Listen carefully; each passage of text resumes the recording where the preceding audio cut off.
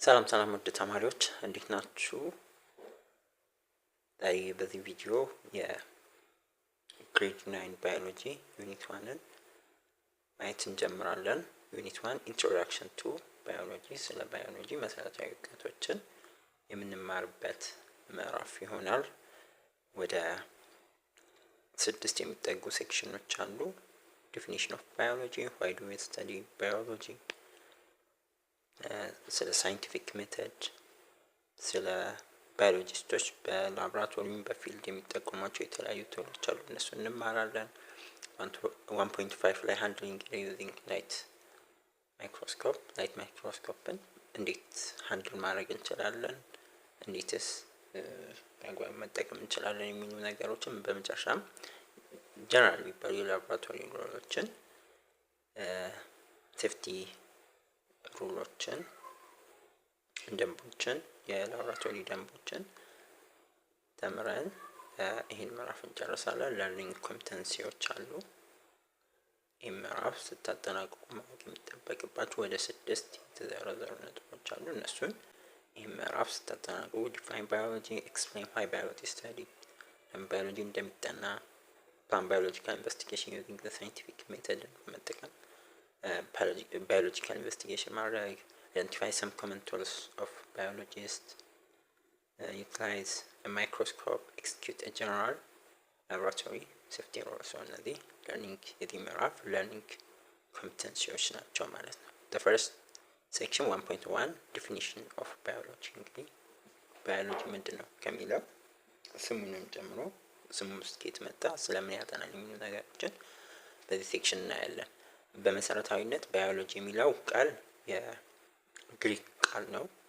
የኤቲሞሎጂካል ዲፊኒሽኑ ወይም የቃላዊ ትርጉሙ የቃሉ አመጣጥ ከግሪክ ነው።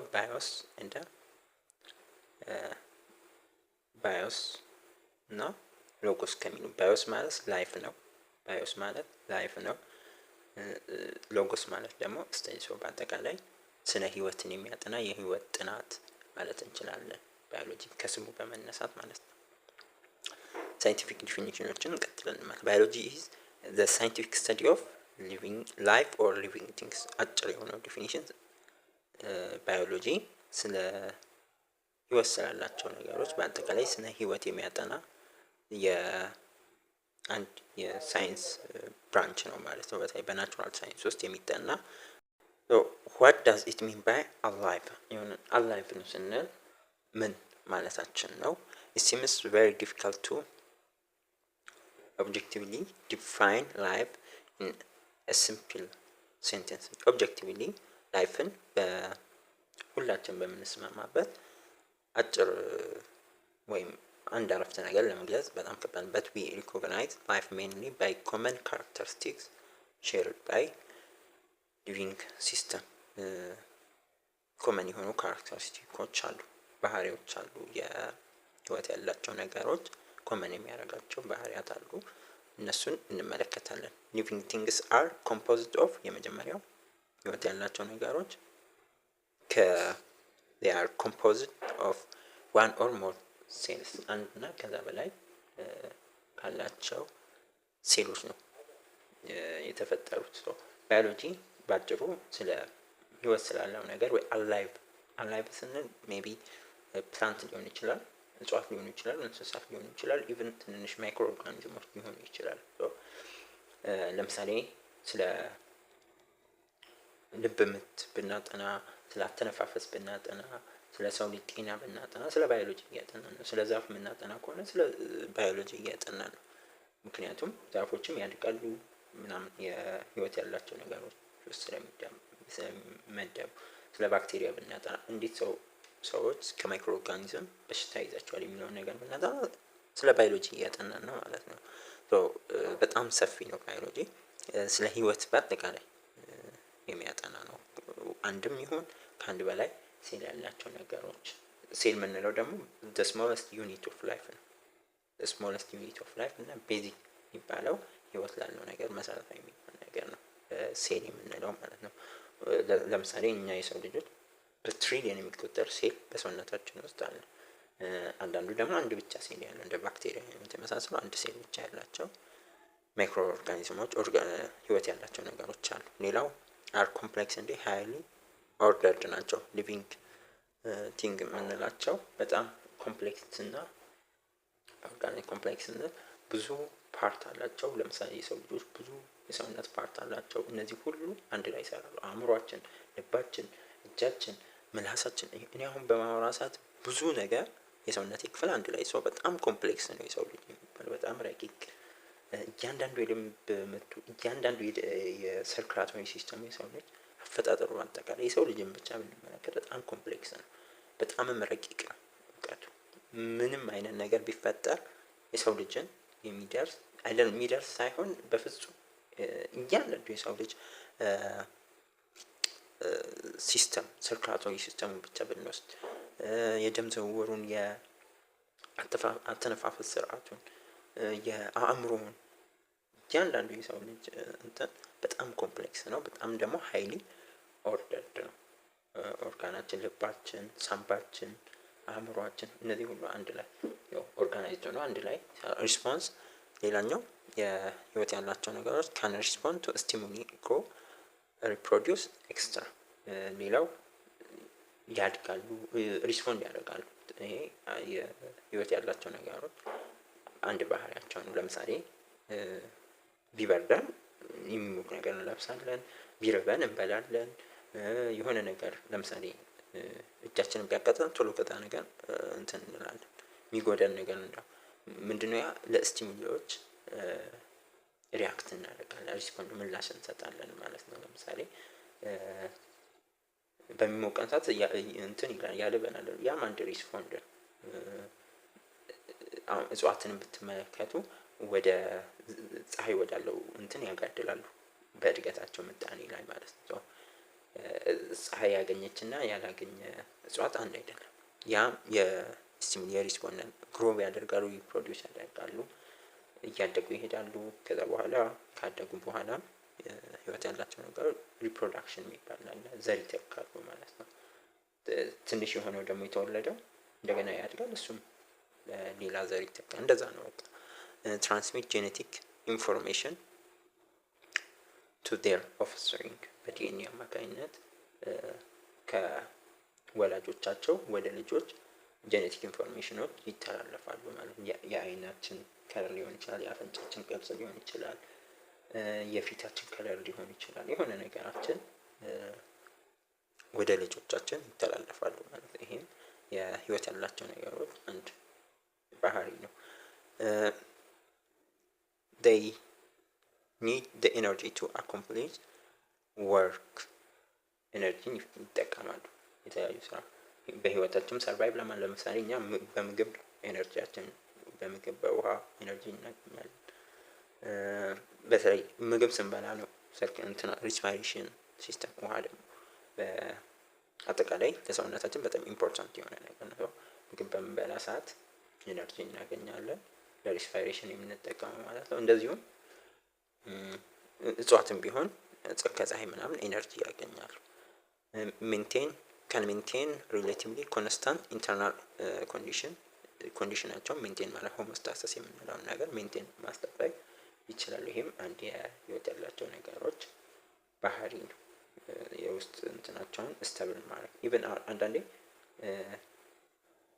በቅዝቃዜ ሰዓት ራሱ ሰውነት የውስጥ አካላችን ቴምፕሬቸሩን ስተብል ለማድረግ ይሞክራል።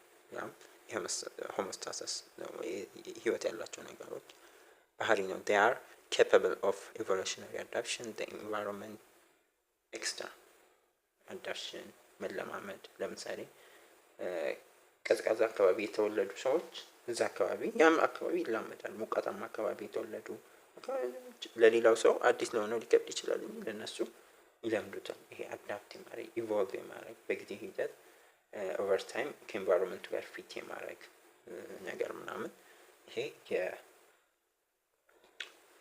ህይወት ያላቸውን ነገሮች ምልክት ነው። what is a scientific study ይላው ምንድነው? ሳይንሳዊ ጥናት ስንል ማለታችን ነው።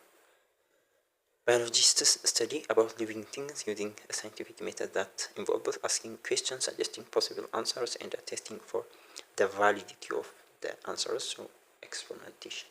The scientific study for the study of structure and the process that we can verify, observe and measure either directly or indirectly with the help of tools and technology such as microscope ይለናል።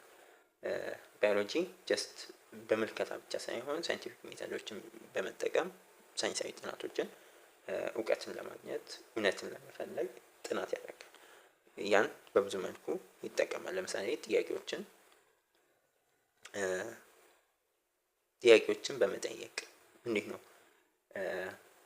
ለምሳሌ የመጀመሪያው ጥያቄ የሰው ልጅ በባህሪው የሆነን አዲስ ነገር ያን ነገር ለማወቅ ይፈልጋል። ለምሳሌ ለምንድን ነው ላይት የፀሐይ ብርሃን ወደሚያገኝበት አቅጣጫ ለምን እጽዋት ያድጋሉ ብለን ዝም ብለን ልንጠይቅ እንችላለን። ያ ከዛ ነው የሚነሳው ሳይንስ የምንለው። ከዛ በኋላ ሃይፖቴሲስ ኦብዘርቬሽን አለ። መጀመሪያ ያንን እንመለከተ፣ ከዛ በኋላ ጥያቄ ይፈጥርብናል። ከዛ በኋላ ሃይፖቴሲስ የሚባል ነገር አለ። መላምት ኤዱኬትድ የሆነ ገስ ነው ሃይፖቴሲስ የምንለው። ያን ለምሳሌ ቅድም ያልነውን ሃይፖቴሲስ ኤነርጂ ለማግኘት ነው ብለን ብንነሳ እጽዋት ኤነርጂ ለማግኘት ነው፣ ወደ የፀሐይ ብርሃን ለማግኘት ነው በዛ በኩል የሚያድጉት እንላለን። ከዛ ኤክስፐሪመንት እንሰራለን። አንዱን ፀሐይ ብርሃን በመስጠት ሌላኛውን ደግሞ ፀሐይ ብርሃን ብዙም ሳንሰጠው ኤክስፐሪመንት እናደርጋለን። ከዛ በኋላ ውጤቱን እንመለከታለን። ከዛ አንደኛው በደንብ ያድጋል፣ ሌላኛው እንትን ሲል በቃ ድምዳሜ ላይ እንደርሳለን። መጨረሻ ላይ ድምዳሜያችን ትክክል ከሆነ ኤነርጂ ስለሚያገኙ ነው እንላለን።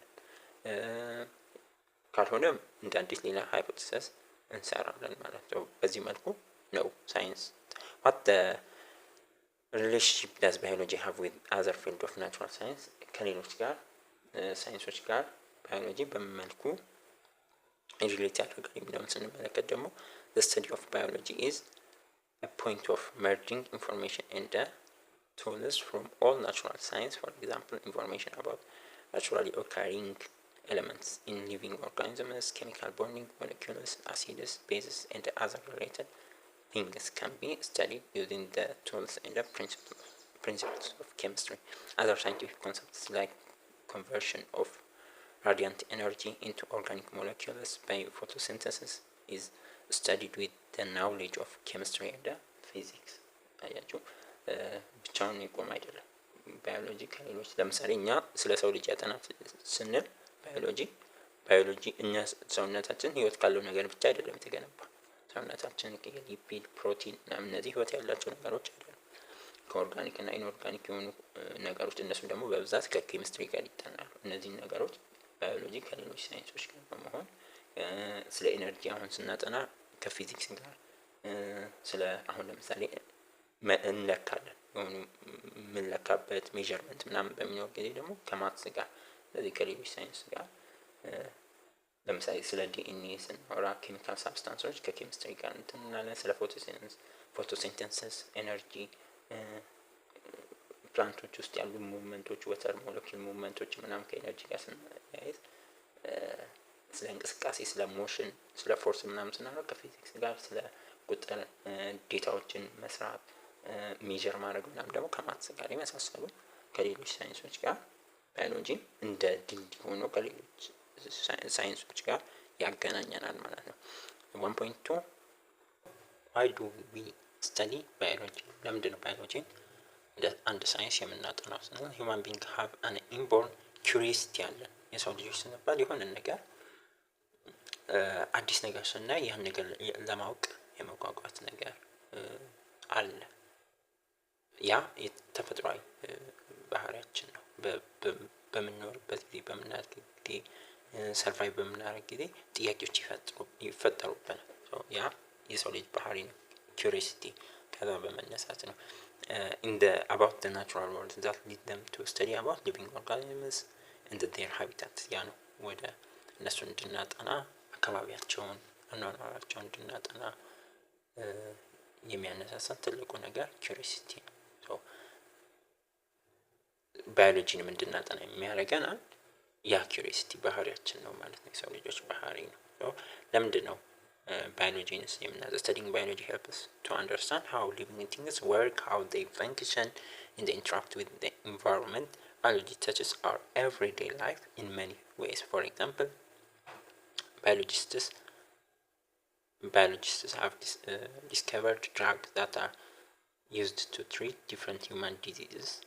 Many biologists are working on problems that critically affect our life, such as how our animal and the plant body work, how ecosystem work, how advancement in genetic and cell biology are transforming to medicine and agriculture, as well as the use of forensic biology to investigate crimes. Furthermore, biology studies how ecology is helping society evaluate environmental issues such as global warming, how fermentation is used to produce alcoholic drinks such as beer, wine. In addition, biological studies are used in treating patients suffering from AIDS, tuberculosis, some type of cancer ይላል። ለምንድን ነው ባዮሎጂን የምናጠናው ወይም ምን እንማራለን ባዮሎጂ ስናጠና ስንል አንድ ህይወት ያላቸው ነገሮች እንዴት ፈንክሽን እንደሚያደርጉ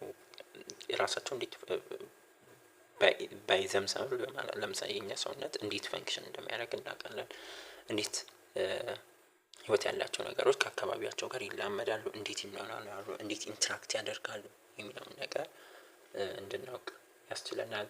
እንዴት የሰውነታችን እጽዋት በተጨማሪም ሌሎች እንስሳት ሆኖ እንዴት ነው ፈንክሽን የሚያደርጉት፣ እንዴት ይሰራሉ የሚለውን እንድናጠና ይረዳናል። በእለት ተእለት ህይወታችን ደግሞ እያንዳንዱ የእለት ተእለት ህይወታችን ላይ ባዮሎጂ አስተዋጽኦ አለው። ለሳይንቲስቶች ብቻ ሳይሆን ለእኛ ለእያንዳንዳችን ባዮሎጂ የሚሰጠን ነገር በህክምና ብንወስድ እዚህ ጋር የተጠቀሰው ለምሳሌ በሜዲሲን ብንወስድ መድኃኒቶችን በማግኘት ለበሽታዎች ትሪትመንት በመስጠት ለምሳሌ አንቲባዮቲክሶችን እንጠቀማለን ለኢንፌክሽን፣ የተለያዩ ቫክሲኖች፣ ለካንሰር ብዙ መድኃኒቶች ይሰራሉ። ያ አንድ የባዮሎጂ ጥቅም ነው። በግብርናው ብንወስድ የተለያዩ ሰብሎችን የተሻለ ምርት የሚሰጡ ሰብሎችን፣ የተሻለ ምርት የሚሰጡ እንስሳትን የወተት ላም ሊሆን ይችላል ፕሮዳክቲቪቲያቸውን ምርታማነታቸውን ከፍ ለማድረግ የተለያዩ ሰብሎችን በእጽዋት ላይ ድርቅ የሚከላከሉ ሰብሎች አሉ። እነሱን ዲቨሎፕ እንድናደርግ እነዛን ነገሮች እንድናሳድግ ይጠቅመናል ማለት ነው ባዮሎጂ። በተጨማሪ በዲኤንኤ ስለ ጄኔቲክስ በምናጠና ጊዜ ስለ ዲኤንኤ ሄሪዲቲ እናጠናለን። በህክምናም በግብርናም ላይ አፕላይ እናደርጋቸዋለን። እነዚህ የጄኔቲክስ እውቀቶችን ስለ ኢኮሎጂ ስለ አካባቢያችን ስናይ እንዴት የሰው ህይወት ያላቸው ነገሮች ከአካባቢያቸው ጋር እንዴት ኢንተራክት እንደሚያደርጉ፣ ስለ አካባቢ ልማት፣ ስለ ግሎባል ዋርሚንግ፣ ስለ ፖፑሌሽን ልናነሳ እንችላለን፣ ስለ አየር ብክለት ምናምን። እነዚህ ሁሉ ከባዮሎጂ ጋር ከኢኮሎጂ ጋር የሚያያዙ ናቸው። ወንጀልን ከመከላከል አንፃር ስለ ፎረንሲክ ምርመራዎችን እናደርጋ የዲኤንኤ ቴስቶችን ምናምን በማድረግ ፈርዘር አስረኛ ክፍል ላይ ከዛ በኋላ በሰፊው ትማራላችሁ። የዲኤንኤ ቴስት በማድረግ ወንጀለኛን መለየት እንችላለን። ለህግም ፍትህን ከማስፈን አንፃር ወንጀለኛን ወንጀል ሰርቶ እንዳይደበቅ ይጠቅመናል ማለት ነው ባዮሎጂ። ከፈርመንቴሽን አንፃር ፈርመንቴሽን አንፃር ብዙ ጥቅሞችን ምግብ በምናዘጋጅበት ጊዜ መጠጦችን ልክ ዳቦ እነዚህ አሁን ኩፋለ ምናምን እንላለን አይደል? እርጎም ይረጋል ትኩስ የነበረው ያ የባዮሎጂ እውቀት ነው። ማይክሮኦርጋኒዝሞች ናቸው እዛ ላይ ትልቁ ሚና የሚጫወቱት። 1.3 ሳይንቲፊክ ሜትድ ነው። አሁን የጠቀስኩላችሁ ለምን ባዮሎጂ መማራችን አስፈላጊ እንደሆነ በእለት ተእለት ህይወታችን የባዮሎጂስቶች ስራ ብቻ ሳይሆን ሁሌም የባዮሎጂን እውቀት እለት ተእለት ህይወታችን ላይ እንጠቀማለን። አሁን ወደ ሳይንቲፊክ ሜተድ ነው። እንዴት ነው የሚጠኑት? ሳይንስ ምንድነው? እንዴት ነው ጥናቶችን የሚያካሂደው የሚለውን ነገር በዚህ ሴክሽን በደንብ የምንመለከተው ማለት ነው። ባዮሎጂ ሳይንስ ኦፍ ኢንኩዌሪ ነው። ባዮሎጂ በባህሪው የመጠየቅ ቅድም ለበሽታዎችም ብያችሁ ነበረ። ባዮሎጂ ኤድስ፣ ቱበርኩሎሲስ፣ ካንሰር የመሳሰሉ ትሪትመንቶችን ለበሽታዎች መድኃኒት እንድናዘጋጅ እድሜ ማራዘሚያ እንድናዘጋጅ ይጠቅመናል ማለት ነው። በሽታዎችን በመረዳት ለነሱ መድኃኒቶችን እንድናዘጋጅ ይረዳናል። ለምሳሌ ስለ ኤድስ የቫይረሱን ባህሪ በደንብ ካጠናን በኋላ ለሱ የሚሆን ቫክሲን እንድናዘጋጅ ወይም ቫክሲን ባናገኝ እድሜ ማራዘሚያ መከላከያ ምናምን ነገር እንድናዘጋጅ ይጠቅመናል ማለት ነው። ሶ አካባቢያችንን እንድንጠብቅ የተፈጥሮ ሀብቶችንን እንድንጠብቅ ከፍተኛ አስተዋጽኦ ባዮሎጂ ይሰጠናል። ሶ ኢንኩዌሪ ስንል በባህሪው በሁሉም ሳይንስ ከኢንኩዌሪ ጋር እንደመነሻ ሳይንስን ስናስብ ወደ አእምሯችን የሚመጣው ነገር በአጭሩ ለመግለጽ ሳይንስ ስንል የሆነን እውቀት የሆነ የተደበቀ የሚመስለንን እውቀት ወይም እኛ ያላወቅነውን እውቀት ያን እውነት ለመፈለግ የምንሄደው ሳይንሳዊ አካሄድ ያን እውቀት ለማግኘት የምንሄደው መንገድ የምንፈልገው ነገር ነው ሳይንስ የምንለው ባጭሩ። ያ ደግሞ ኢንኩዌሪ ይፈልጋል። የጥያቄዎችን በመጠየቅ ቅድም ያልኳችሁ ለምንድነው ወደ ኤነርጂ ሳንላይት አጋድለው እንትኖች ቶሎ የሚያድጉት? ብዙ ጥያቄዎች ሊነሱብን ይችላሉ። ስለ ሰው ለምሳሌ እንዴት ልጅና አባት ለምን ባህሪያቸው ይመሳሰላል፣ ለምን መልካቸው ይመሳሰላል ልንል እንችላለን። እንዴት አንዳንድ ሰብሎች ጥሩ ምርት ይሰጣሉ፣ ሌሎች ደግሞ ብዙ ውጤት እንዴት አይሰጡም ምናምን ብለን ብዙ ጥያቄዎች ሊነሱብን ይችላሉ። ሶ ያ ነው ኢንኩዌሪ የምንለው ጥያቄ መጠየቅ ማለት ነው። ለዛ ደግሞ በሳይንሳዊ መንገድ መልስ መስጠት፣ መረጃዎችን በመሰብሰብ ኤክስፐሪመንቶችን በመስራት ጀስት ዝም ብለን በግምት ሳይሆን ኤክስፐሪመንቶችን ምናምን በመስራት ወደ ሳይንስ እንቀይረዋለን። ያን ነው ሳይንስ የምንለው ማለት ነው። what comes to your mind when you hear the word science? ሳይንስ የሚለውን ነገር ስትሰሙ ምንድነው ወደ አእምሯችሁ? እንዳልኳችሁ እውቀትን መፈለግ ነው ሳይንስ ማለት። እውቀት የምንለው ደግሞ እውነትን ማለት ነው። እኛ ዙሪያ ላይ ብዙ እውነቶች ብዙ እውቀቶች አሉ። ያን በሳይንሳዊ መንገድ የምንፈልግበት እውቀት ነው ሳይንስ የምንለው ባጭሩ። biologists are always curious about why things happen or how things happen። በጣም ኪሪየስ ናቸው ባዮሎጂስቶች በዙሪያቸው ለሚከሰት እያንዳንዱ ክስተት ማለት ነው። by asking questions and seeking science-based response known as the scientific method። ለነዚህ ጥያቄዎች እንግዲህ የምንሄደው መንገድ ነው ሳይንቲፊክ ሜተድ። እነዚህን ጥያቄዎች ለመመለስ የሚፈጠሩብን ጥያቄዎችን ለመመለስ የምንሄድበት መንገድ ነው ሳይንቲፊክ ሜተድ የሚለው። they come up with new theories to explain new findings. The scientific method involves a series of steps that guide scientists through such scientific investigations. Biologists study the living world by posing questions about it. The general steps of the scientific method are observation, asking question ይቀጥላል። ሰው ሳይንቲፊክ ሜተድ የምንለው ባጭሩ ስቴፕ ባይ ስቴፕ የሆነ ፕሮሰስ ነው። ሳይንቲስቶች አንድን እውቀት ለማግኘት የሚሄዱበት ለማረጋገጥ ፋክት እንደሆነ እውነት እንደሆነ ለማረጋገጥ የሚሄዱበት ስቴፕ ነው። መጀመሪያው ጥያቄ ከመጠየቅ ነው። ከመመልከት የሆነ ነገር ስንመለከት አዲስ ነገር አዲስ እንትን ሲሆንብን ጥያቄ ይፈጥርብናል። ያን ጥያቄ መልስ ለማግኘት የምንሄድበት ርቀት ነው። ቴስት በማድረግ አዲስ እውቀትን የምናገኝበት ሂደት ነው ሳይንቲፊክ ኖሌጅ የምንለው ባጭሩ ማለት ነው። ሶ ስቴፕ ባይ ስቴፕ ፕሮሰስ አለው። የመጀመሪያው ኦብዘርቬሽን ነው። ኦብዘርቬሽን ስንል ሁሉም ነገር የሚጀምረው የሆነ ነገር ከመመልከት ነው። በዙሪያችን ያለን ነገር ኖታይስ በምናደርግበት ጊዜ ነው። ያን ነው ኦብዘርቬሽን የምንለው።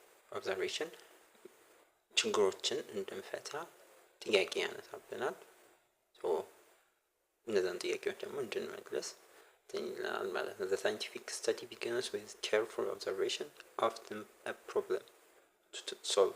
ኦብዘርቬሽን የምንላቸው ፕሮብሌሞች ናቸው እኛ መፍታት ያለብን። that leads to a question ቀጥሎ የሚመጣ ማለት ነው። observation can be made either directly using your sense organ like አይናችንን ተጠቅመን ሊሆን ይችላል። የሆነ ነገር ሴንስ ኦርጋናችንን ተጠቅመን ኦብዘርቭ ልናደርግ። ኢንዳይሬክትሊ ደግሞ ሳይንቲፊክ ቱሎችን ማይክሮስኮፕ የመሳሰሉ ሳይንሳዊ ነገሮችን ተጠቅመን ኦብዘርቭ። ዳይሬክትሊ አይናችንን፣ ጆሮአችንን፣ ሴንስ ኦርጋኖች አፍንጫችን ሊሆን ይችላል። የሆነ ነገር ቀምሰን በምላሳችን ወይ በቆዳችን እነዚህ በሴንስ ኦርጋን።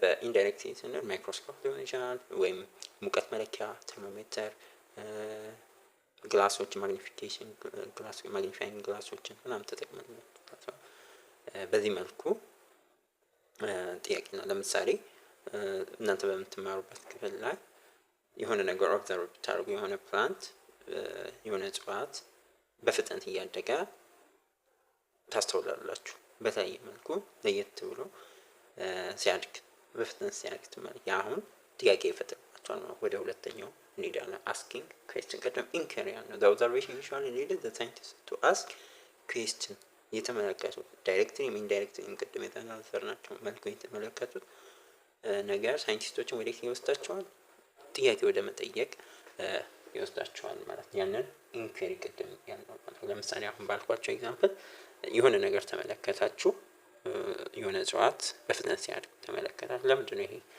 እጽዋት በተለየ መልኩ በፍጥነት እያደገ ያለው? ምናልባትም አፈሩ የተሻለ ሆኖ ይሆን፣ አፈሩ ተመችቶት፣ ወይ አካባቢው ውሃ አግኝቶ ይሆን፣ ወይ ፀሐይ ብርሃን ጥሩ አግኝቶ ይሆን ብላችሁ ትጠይቃላችሁ። ሁለተኛው ጥያቄ ማለት ነው። ያ ወደ ኤክስፐሪመንት ሃይፖቴሲስ እንዲወስደን ቀጥሎ ደግሞ የሚመጣው ይሄ ስቴፕ ባይ ስቴፕ ኦብዘርቬሽን አለ፣ ከዛ አስኪንግ ኩዌስችን አለ፣ ከዛ በኋላ ሃይፖቴሲስን መላመት። ይሄ ኤዱኬትድ የሆነ ገስ ነው። ሃይፖቴሲስ ኢዝ ፕሮፖዝድ ሳይንቲፊክ ኤክስፕላኔሽን ፖሲብል አንሰር መሆን አለበት። ኢምፖሲብል የሆነ ሳይሆን ፖሲብል የሆነ አንሰር መሆን አለበት። ይሄ መላመት ስንል ፎር አ ቴስት ኦፍ ኩዌስችንስ ቱ ሶልቭ አ ፕሮብለም one can propose several hypotheses. Scientific hypothesis should be testable መሆንም አለበት። possible testable መሆን መቻል ይኖርበታል። ሳይንቲፊክ ሃይፖቴሲስ ማለት ነው። አሁን ለቅድም ላነሳው ኤዱኬትድ ገስ ነው ብለን አይደል?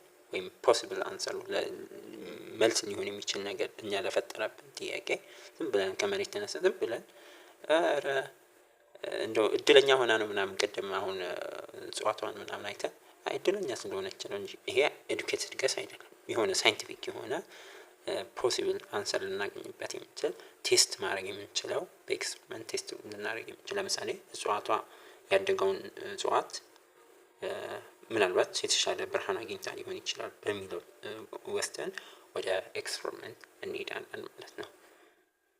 ቴስቲንግ ሃይፖቴሲስ ወይም ኤክስፐሪመንት የምንለው ቀጥሎ አራተኛ ላይ የምናገኘው ከሃይፖቴሲስ በኋላ ከዛ በኋላ hypothesis can be tested through experimentation. Any scientific experiment must have the ability to be duplicated because the answer the scientists come up with, whether it supports or rejects the original hypothesis, cannot become part of scientific knowledge unless other scientists can perform the same experiment and achieve the similar result.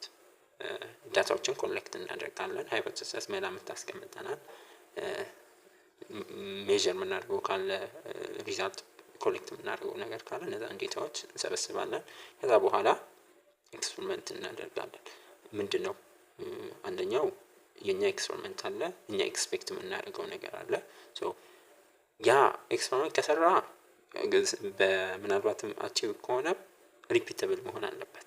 ተደጋግሞ በሌሎች ሳይንቲስቶች ማለትም ሌሎች ሳይንቲስቶች ተመሳሳይ ውጤት እኛ ብቻ ሳይሆን ሌሎችም ሳይንቲስቶች ተመሳሳይ ውጤት ሳይንስ እስኩን ጀነራል እውቀት እንዲሆን ሁሉም ሳይንቲስቶች ተመሳሳይ ውጤት ሊያገኙ ይገባል። ለምሳሌ ሁለት እጽዋቶች ኤክስፐሪመንት በምናደርግ ጊዜ አንደኛውን የተሻለ የፀሐይ ብርሃን እንሰጠዋለን፣ አንደኛውን ደግሞ ዝቅተኛ የፀሐይ ብርሃን ያገኛል። ከዛ በኋላ ግን ሌሎች ነገሮችን ኮንስታንት እናደርጋለን። ይሄ ሙቀት፣ ውሃ፣ አፈሩ ተመሳሳይ መሆን አለበት። የመሳሰሉ ነገሮች ተመሳሳይ አድርገን እና ኤክስፐሪመንታችን ምናልባት የተሻለ የፀሐይ ብርሃን ስላገኘ ነው ብለን ስለተነሳን ትኩረታችን እኛ ፀሐይ ብርሃኑ ላይ ነው። ለአንደኛው የተሻለ ፀሐይ ብርሃን እንሰጣለን፣ ለኛው አነስ ያለ ፀሐይ ብርሃን።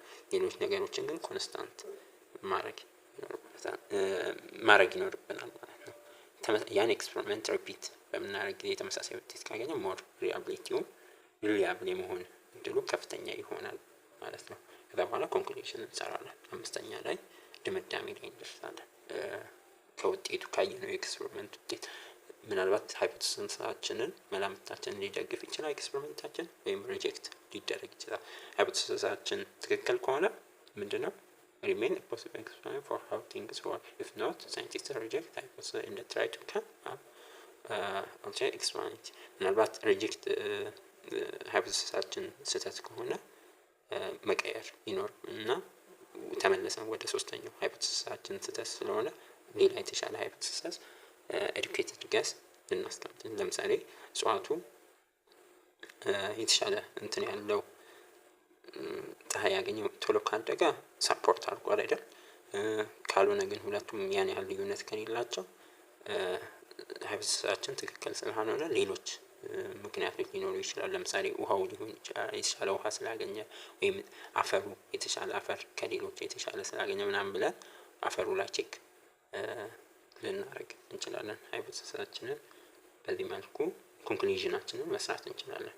መጨረሻ ላይ ኮሚኒኬሽን አለ።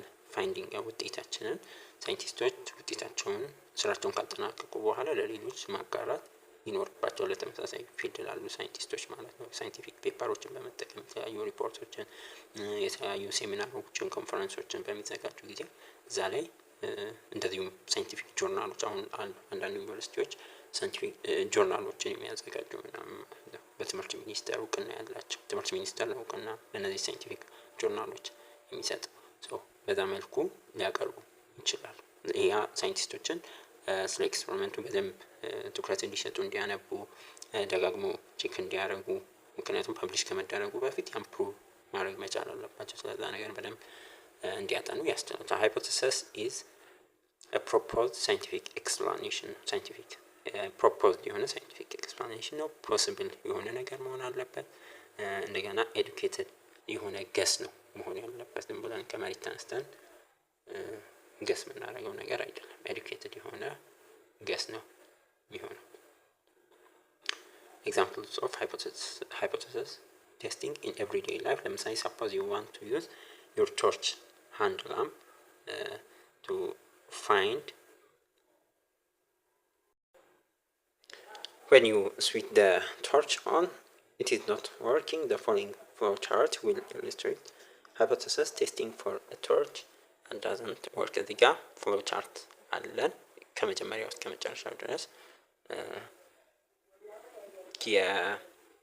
የሳይንቲፊክ ሜተድን ተጠቅመን የሆነ ፕሮብለም ሶልቭ እናደርጋለን። ለምሳሌ ሜጅ ሲስተም ምንድነው